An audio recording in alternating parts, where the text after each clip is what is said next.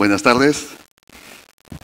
Hablar después de Fernando Zavala, el primer ministro, Andrés, Liliana en la mañana, Julio Velarde, después como ver a la U, después de ver a Barcelona y a Real Madrid, ¿no? Más o menos. Y mientras escuchaba en la mañana iba ajustando mi presentación ahí sentado atrás porque varias de las cosas que quería comentar ya han sido comentadas. Y pensando cómo encontrar una forma de contribuir en algo a este foro y en esta idea que se ha planteado tanto de pasar, de pensar en qué hacer a efectivamente hacer. Voy a ver si puedo usar bien esto. Sí. Y eso es lo que quiero hacer, ¿no? Creo que ahora el reto es moverse del famoso hay que peruano, no hay que hacer tal cosa, a efectivamente comenzar a hacer las cosas.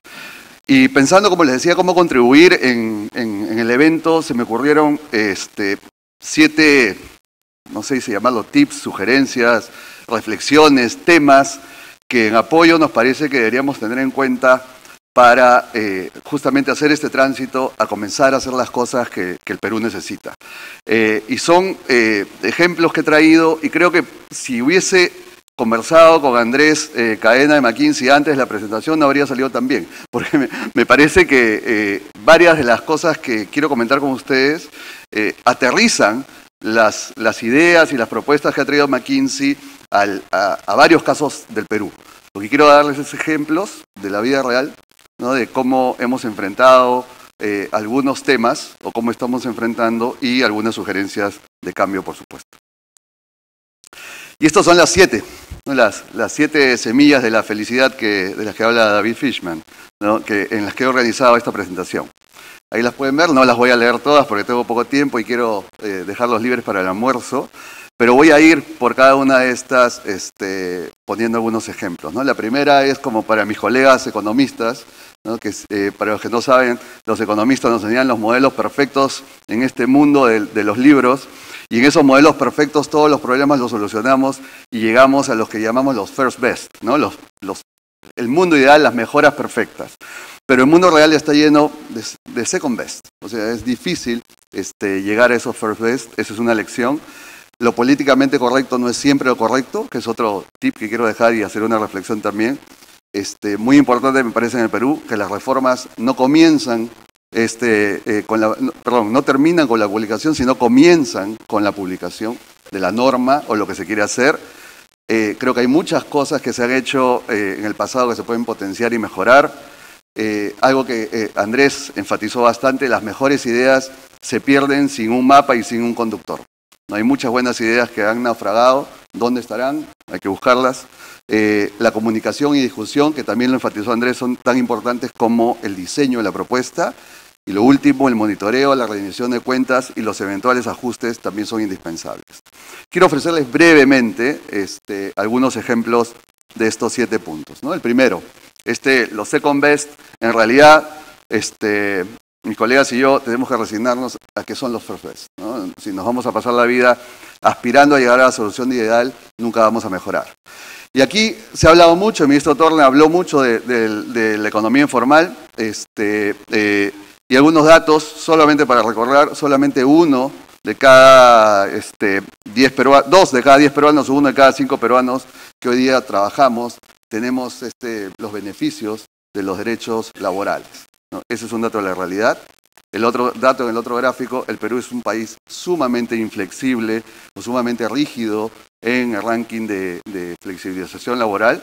Pocos países nos ganan, ¿no? Ese es otro dato, ¿no? que hay que hablarlo tal cual es. Luego, otro dato duro también, que en los últimos años la creación de empleos formales a través de contratos indeterminados, que es el de mejor calidad, cuando uno contrata a una persona, la pone en planilla, a plazo indeterminado, comienza a invertir en esa persona y se cree que se va a establecer una relación duradera en la que tanto la empresa como la persona se benefician, se usa muy poco, ¿no? Existe la forma, pero se usa muy poco. Casi todo, la mayor parte del empleo formal, del aumento del empleo formal en los últimos años en el Perú, se ha dado a través de contratos a plazo fijo, ¿no? Piensen que algunos de ellos ni siquiera se deberían usar. Y hoy día, el otro dato de la realidad es que la creación de empleo formal se ha estancado. No estamos creando empleo para el Perú, es un reto enorme crear empleo, dado toda la estructura económica, la legislación, nos cuesta muchísimo crear empleo formal. Y ante esta situación, hay veces los economistas nos pasamos pensando en la solución ideal, ¿no? ¿Y por dónde va la solución ideal? En flexibilizar todo. No reduzcamos, flexibilicemos los costos de contratación, costos de despidos, otros costos no salariales, cambiemos la legislación de seguridad y salud en el trabajo, hagamos ordenamientos de licencias, de funcionamiento, etcétera. O sea, hagamos todo perfecto para que nosotros podamos funcionar y el mercado funcione. Y hemos pasado años discutiendo cómo hacer esta reforma y creo que ya es momento de decir, bueno, que nos podemos pasar muchos años más discutiéndola y comenzar a pensar, yo diría, en reformas un poquito más modestas, ¿no? Que acerquen la formalidad a las personas poco a poco, ¿no? Y yo ahora con el ánimo olímpico pensaba cuando escuchaba al ministro Torne que la informalidad es como un saltador de alto, ¿no? Hay dos problemas en el salto alto. Uno es la altura de la varilla y otro es cuánto salta la persona, ¿no? Todos estos costos laborales uno los puede pensar como la varilla. Pero hay que trabajar en que la persona también salte, ¿no? La solución no es tirar la varilla al piso y decir, bueno, soy campeón olímpico, sino hay que encontrar un balance. Yo quiero poner dos ejemplos, yo diría, modestos, pero que contribuyen a bajar un poquito la varilla y hacer que nuestro saltador salte más, que son las personas o las empresas ganando productividad. En este segundo tema, esta es una propuesta, ¿no? Muy concreta y yo creo que no difícil de implementar, solo que rompe algunos mitos, que es dar incentivos, subsidiar, si uno quiere usar las palabras, ¿no? sin eufemismos, la creación de empleo formal a plazo indeterminado para las personas menos calificadas. La idea es simple, que si uno contrata una persona poco calificada con un sueldo menor a 1.500 soles, en lugar de descargar su sueldo como gasto deducible, descarga 1.500 soles hasta ese tope. ¿Quién paga la diferencia? El Estado, que es quien ha creado esos costos, ¿no? Quien hace que la formalidad sea clara. Nosotros en Apoyo pensamos que hay varios beneficios, ¿no? Y el beneficio principal es atraer a estas personas a la formalidad y a darle la oportunidad de comenzar una vida laboral en el sector formal, con no solamente las coberturas de seguridad social, pensiones, ojalá ahora con la nueva ley, no sé, sino también capacitación y desarrollo del propio capital humano. Hemos estimado que el costo fiscal de esto es muy acotado, pensamos que es menos de 0.2% del producto, y también conversando con algunos amigos de la SUNAT, pensamos que la implementación no es difícil. No es la mega reforma, ¿no? Mañana no va a ser titular en ningún diario, ¿no? Pero ayuda a atraer, creemos, como 100.000 personas a la vida formal y les permitiría comenzar ese tránsito, ¿no? Ese es el primer ejemplo que se me ocurría en esto de pensar en los segundos mejor, en los second best, en estas cosas subóptimas y no en las soluciones ideales. El segundo tip que quería comentar es de lo políticamente correcto no siempre es lo correcto, ¿no? Y quería tomar el ejemplo de la remuneración mínima vital, el sueldo mínimo, ¿no? ¿Cuál es la realidad acá en el Perú, ¿no? Y el ministro Torne lo mostró en un gráfico, no lo dijo. La realidad es que la mayoría de pequeñas empresas y microempresas no generan el valor suficiente como para pagar una remuneración mínima vital. O sea, no generan los recursos, la empresa no genera la riqueza suficiente como para enfrentar ese sueldo. Esa es la verdad, ¿no? Y así es dura, es fea, pero esa es la verdad. Entonces, ¿qué podemos hacer? ¿No? ¿Podemos eliminar el sueldo mínimo vital? No nos podemos discutir de eso es inviable. Y esta es una propuesta también, yo diría que simple, pero que contribuye a bajar un poquito la varilla que enfrenta este saltador de alto, que es hacer un salario mínimo diferenciado, ¿no? El gráfico lo que muestra es, al fin del año pasado, cuál era la remuneración promedio en las micro y pequeñas empresas en el Perú. 1.005 soles. ¿No? Y en empresas medianas y grandes, 1.800 soles en números redondos. El salario mínimo es 850 soles. ¿No? La mayoría de empresas no van a poder pagar eso, las micro y pequeñas. En muchos países los salarios mínimos están más o menos en el 50% del salario de mercado.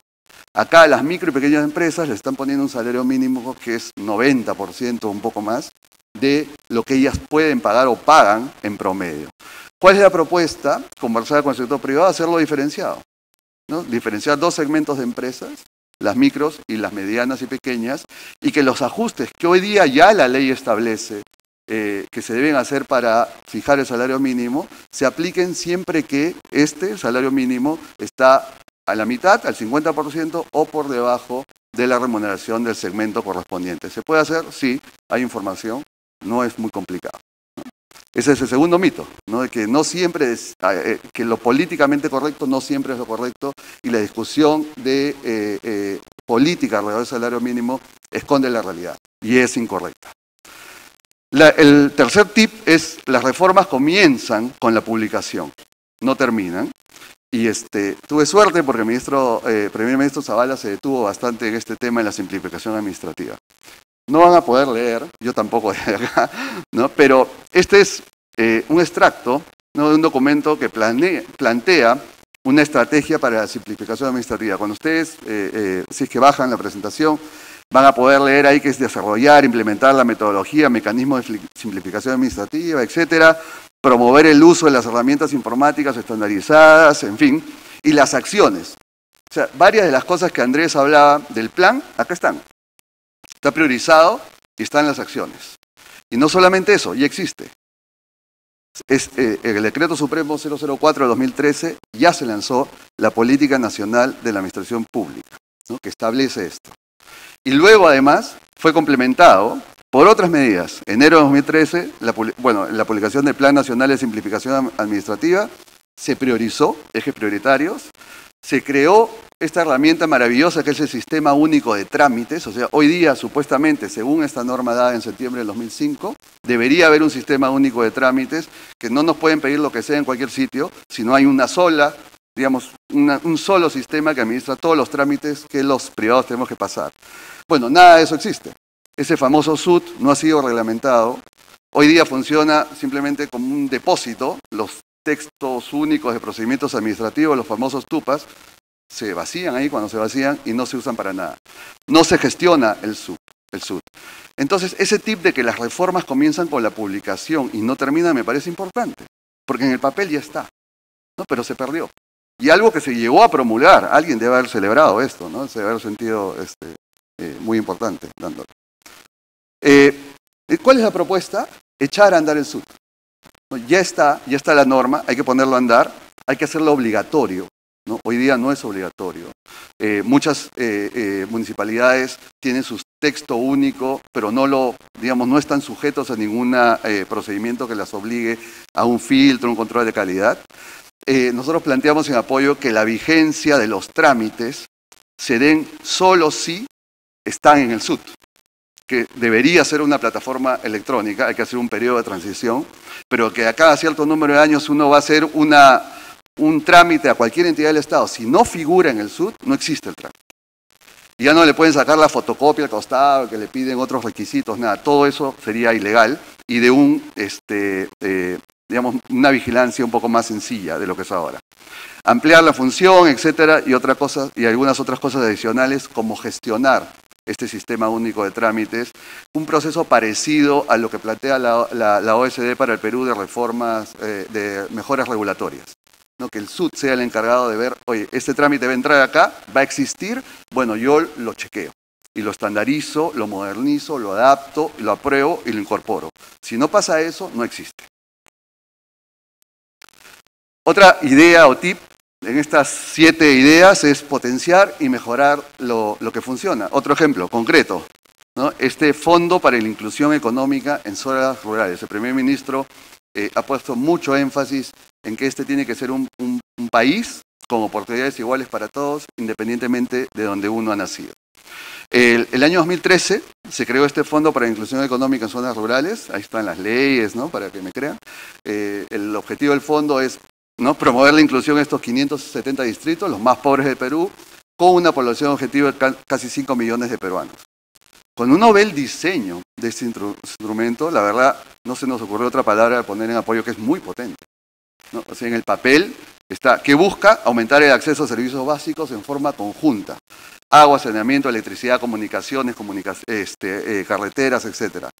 Ampliación sostenible de las oportunidades de empleo, mayor generación de ingresos y reducción de la pobreza. O sea, esto anunciado es un golazo. ¿no? ¿Quién se va a oponer a esto? ¿No? ¿Quién va a cuestionar este tipo de instrumentos? ¿A través de qué procesos? Algo de lo que también hemos hablado. Focalización, identificación de la intervención, priorización, que también hemos hablado, transferencia de recursos, presupuestos. Andrés dijo, si no está en el presupuesto no existe, esto está en el presupuesto, y ejecución y seguimiento. Está caminando, pero a medias, ¿no? Y permítame explicarle estos mapas, ¿no? ¿Qué ha hecho el FONIE? El FONIE ha identificado aquellas zonas donde la brecha de accesos a estas infraestructuras que comentaba antes es mayor. Y son las zonas más coloradas, ¿no? Es donde se necesita más. Recibió el dinero, se hicieron transferencias, pero invirtió parcialmente y también mucho en otras zonas. Parcialmente, ¿por qué? Porque el mapa de la izquierda debería mostrar muchos colores en rojo, que son intervenciones con todos los tipos de infraestructuras que se requieren y no las muestra. O sea, el diseño está ahí, la estrategia es perfecta, yo diría, casi no hay que cambiarle nada. La focalización en la teoría está, tiene presupuesto, pero no se ejecutó bien, ¿no? Y ahí está. Entonces es una oportunidad muy, muy buena para ajustar un poco ¿no? en la ejecución y poner a andar algo tan importante que permite invertir más en infraestructura y al mismo tiempo cerrar esas brechas de oportunidades que existen en el Perú. Y acá poníamos, solamente para que lo tengan como referencia, propuestas, ¿no? Muy concretas de cómo acelerar esto.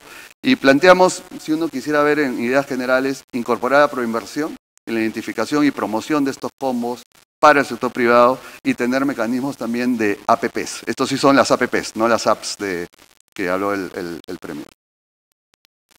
Y esto también me salió de suerte, creo, el ejemplo de los módulos de atención al ciudadano, que el Premier Zavala también mencionó, y que mencionó en su mensaje.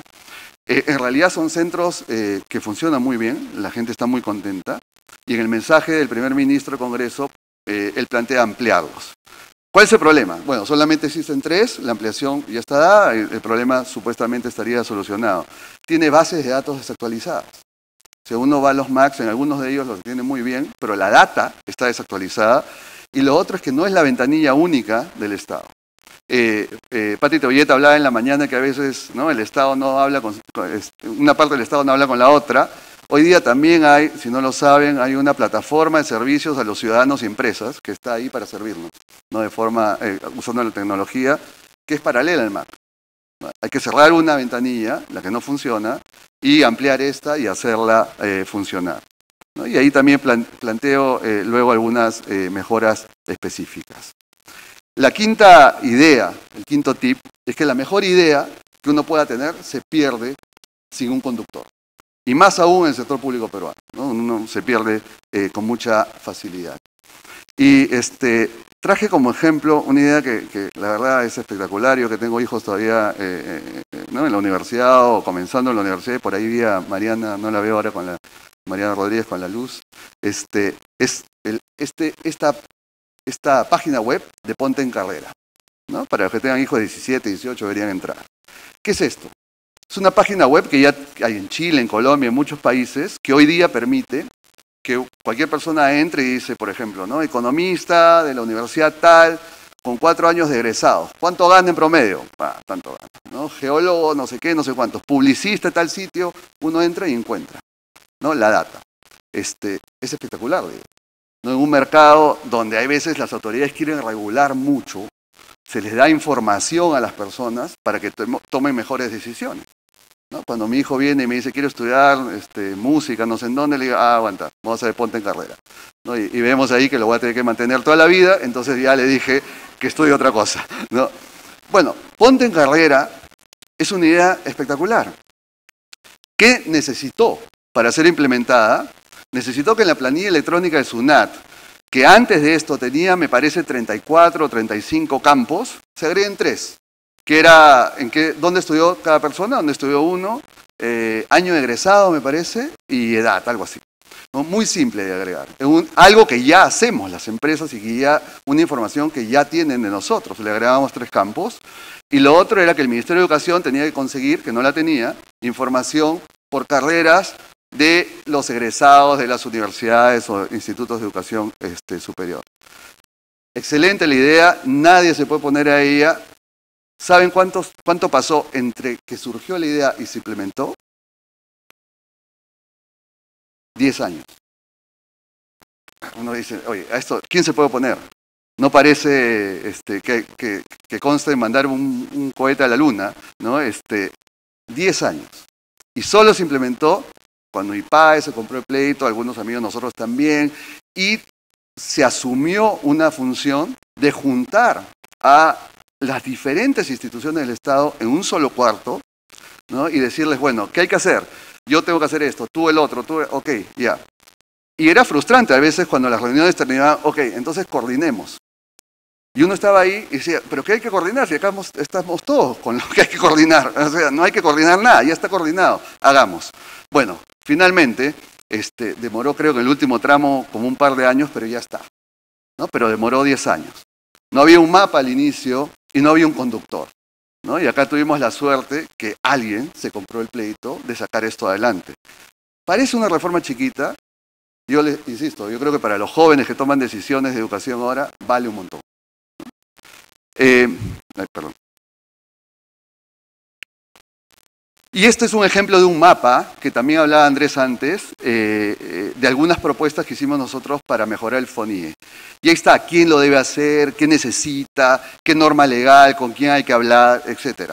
¿No? Entonces necesita el mapa, pero el conductor también que lo lleve adelante en esas sesiones que también el ministro Zavala dijo que iban a tener en Consejo.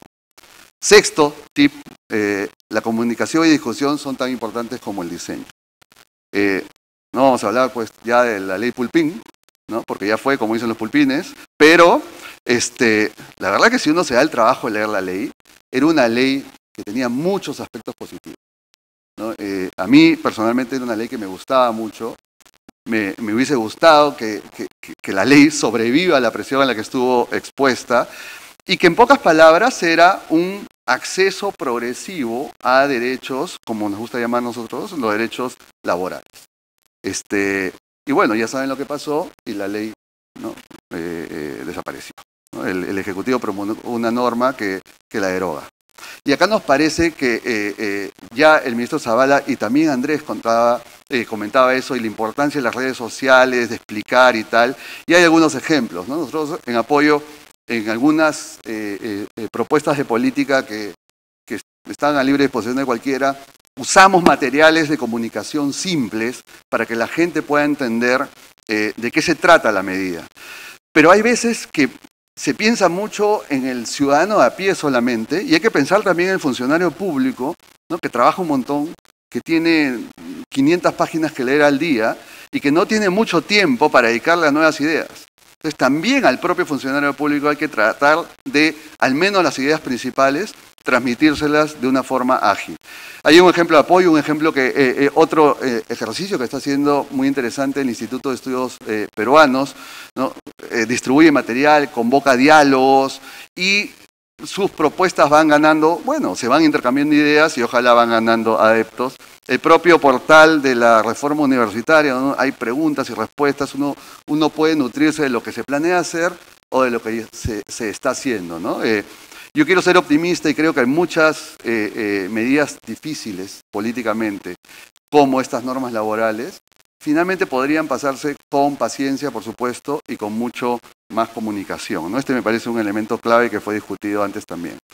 Y lo último, que también fue discutido y el ministro Zavala enfatizó cuando dijo esto de los semáforos, el monitoreo y la rendición de cuentas sin duda son indispensables como en todo, ¿no? Si uno no monitorea y no rinde cuentas a alguien de lo que supuestamente está haciendo, no sirve, yo creo, lo que sea que se quiera hacer, ¿no? Y hay que ser explícitos en cada reforma los costos y beneficios esperados. O sea, ¿qué se espera de la medida?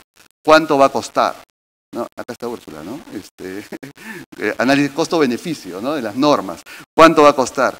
¿Quién va a ser responsable? En la entidad y la persona responsable, ¿no? Hay una Oficina Nacional de Gobierno Electrónico. No sé bien qué hace, ¿no? que ver qué está haciendo. ¿Cuáles van a ser los mecanismos de monitoreo, los indicadores, como dijo Andrés? ¿Qué esperamos y cuándo esperamos que se den los resultados? Y si es necesario, como plantea la OSD con sus recomendaciones de mejora regulatoria, hacer ajustes. O sea, uno no diseña todo en el papel y sale perfecto, ¿no? Es posible que haya que hacer ajustes y estas estaciones de monitoreo sirve para pensar en esos ajustes, ¿no? Entonces, eso es lo que pensaba, lo que decidí hacer luego de escuchar tantas y tan buenas presentaciones en la mañana, era simplemente peruanizar un poquito lo que hemos escuchado y aplicarlo a propuestas y a casos concretos, ¿no? Si uno no hace esto de la rendición de cuentas, las cosas terminan así, ¿no? Uno le echa la culpa al costado, ¿no? Porque dice, oye, yo no estaba a cargo, o también pueden terminar así, ¿no? Uno da la ley y se va a descansar y se olvida creyendo que ya la hizo, ¿no? Ya la reforma está el decreto, nada funciona, no importa, yo ya puse mi firma, ¿no? No es la idea. Y con eso quiero terminar recordando el libro de David, creo que hasta una película hubo, El secreto de las 7 semillas, el equilibrio entre la empresa y la vida.